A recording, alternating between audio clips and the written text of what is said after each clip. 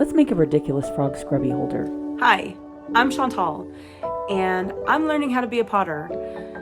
Started about a year ago, finding some fun vintage molds on Facebook, and it just kind of grew from there.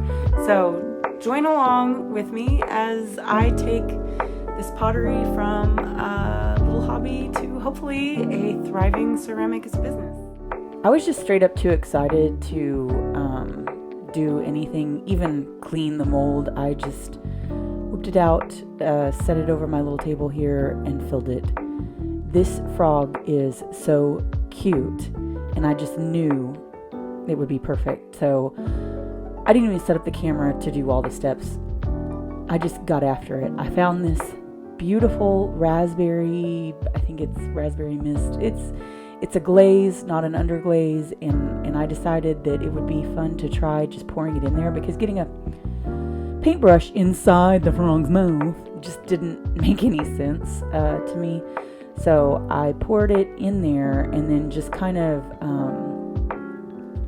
as you can see, moved it around until all that pretty glaze got spread all throughout his little interior. And then I tried to pour any excess off and into the jar again, but then just clean up his little lip, because, if it's too thick, it's going to make ugly. So once I was finished with that, then I went in with Rainforest, which is this gorgeous teal, green, blue, but going on, it looks quite despicably gray and just not great, but enjoy while putting this glaze on.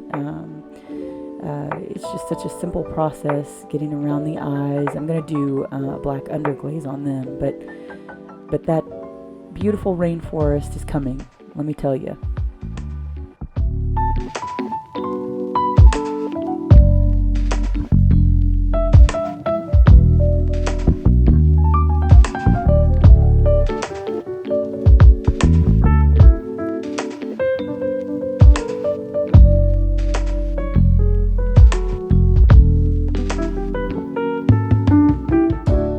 Now, just because I'm weird, one of the things I love the most about this whole clay experience is the way that it smells. I know that sounds so weird, and I'm such a weirdo for saying it, but I tell you what, it smells like good, clean dirt, if that makes sense. Even the glazes themselves, they just smell good. I know I'm crazy. I know that is not normal, but it just smells good. My mom can't smell it. My friend doesn't smell it. But dude, I love the way this smells.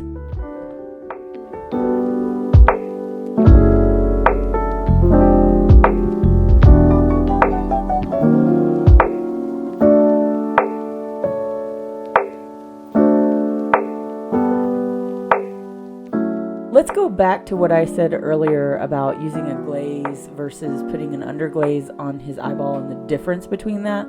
So, I'm still just learning, but basically what it comes down to for me is that glaze is like the final exterior you want it to be. And in some of them you can layer, particularly some that are called celadons and things like that, but it's not meant to really go under a clear finish, right? So you can do parts of your ceramic with an underglaze, and then you can put a glaze either on top of it if it's a clear, or a lighter, less opaque thing, so that you can see your underglaze elements coming through. Or you can, like in this situation where you do the glaze inside and the glaze outside, but then you leave certain areas unpainted, and you do that with the underglaze to if you just don't have a glaze that's that color, for example, which is kind of the situation I was in, or whatever. But mostly I just really enjoyed this rainforest color, but he's got to have eyes that are a different color. He can't just be. And I know this is kind of a boring, thing, but I haven't made any test tiles or anything, so I'm really just making pieces that are my test tiles at this point. I'll probably do test tiles here in the next few weeks because it does seem like a sound idea. But in this situation, I just really couldn't wait. Again, just like I was excited to do the frog itself, I was really, really excited to do this particular rainforest color glaze. It's not dinnerware safe, which is unfortunate because I would make an entire set of plates out of it if I could. It's absolutely gorgeous. But at the end of the day, I will accept this as an exterior on a frog that's going to live in my own house, and I know that if it ever becomes snarfy, it's my own fault. And I'll just try to do a good job to keep it dry and everything. But the interior with that raspberry color is a food safe, so I feel like putting my sponge inside there is not going to hurt anything, right? Does that make sense? I feel like I'm a little insane. I just really wanted to try this color out, you guys.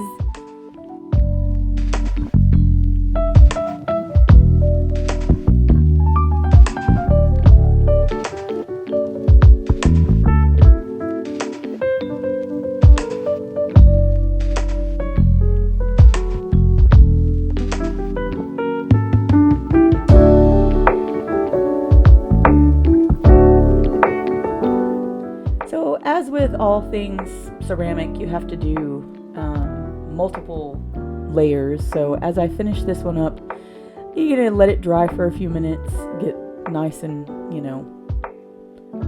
I don't know, that weird chalky color.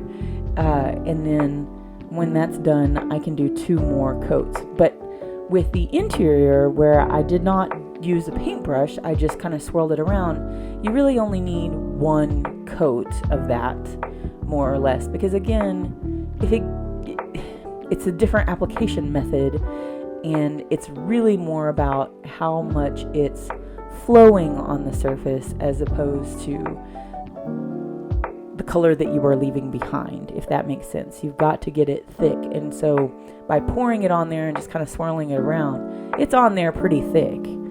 But on the exterior, obviously we can't do that. It's kind of the same with when you dip with a clear glaze. That is much thicker than when you're applying it with a paintbrush, if that makes any sense at all.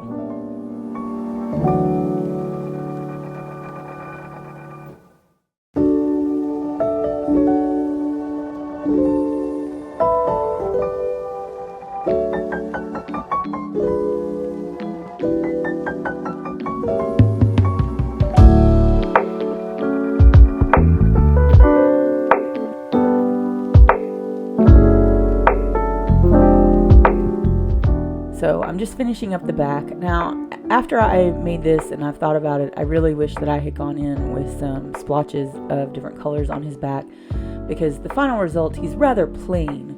But again, we're just testing out this glaze, seeing how it looks, and maybe next time I'll give it a try. I even thought about, even though this is a pretty opaque glaze, if I were to use underglaze to make some splooches and then do this glaze over it in a like a single coat instead of doing multiple coats, that might really let those kind of splotchy colors shine through in a way that makes it look a little bit more natural.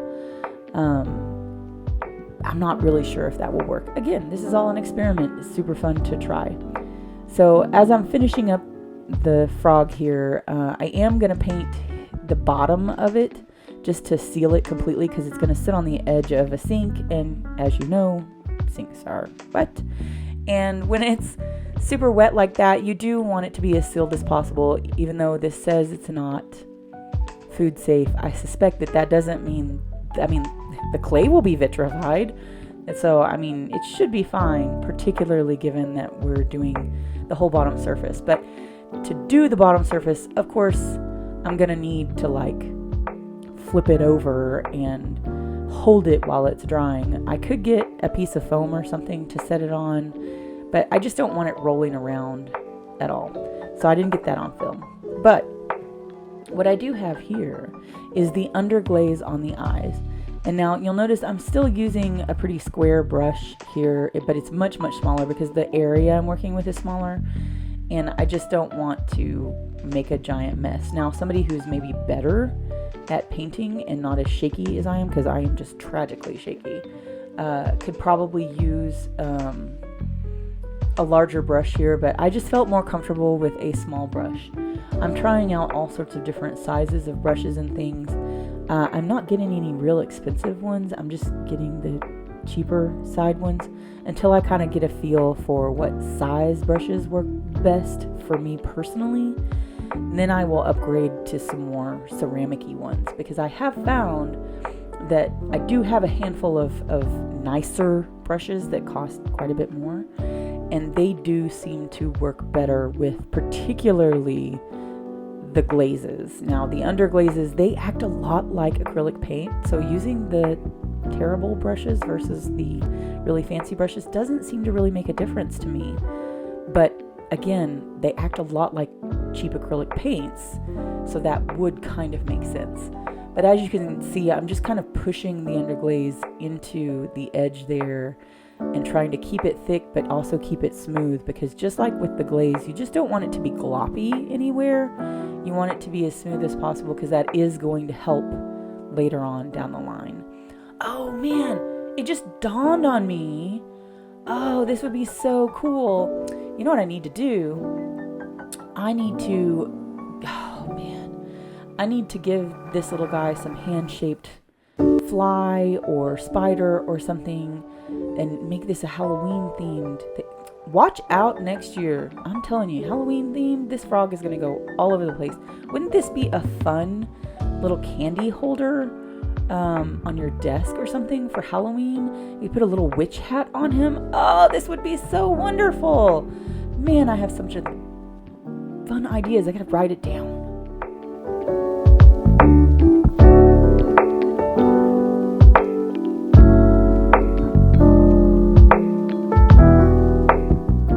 So back to painting on these eyeballs. So one thing I wanted to try on this particular one, because again, we're just doing this as a quick tester, I wanted to try doing only 2 coats of the clear glaze, and I think it went over just fine. One of the things I don't enjoy the most about clear glazes is that when you put it on, it really obscures what you've done, but then it's also kind of like, once it's on, you know, you have finally sealed your masterpiece, right? So it dulls him down, makes him look sad, and I was already kind of feeling kind of because the colors weren't really all that vibrant. I mean, as you can tell, he's gray, the inside's all chalky, and now I'm covering up the only darker part, and it actually looks a lot like the gray of the Rainforest glaze. So it's just kind of, him looks really sad. Him's a sad frog. So I'm going to be sad for a moment while we put this glaze on. But again, I did 2 coats, but only on the eyeballs. Remember, they were the only part that was underglaze. The rest of it was all an actual finished glaze.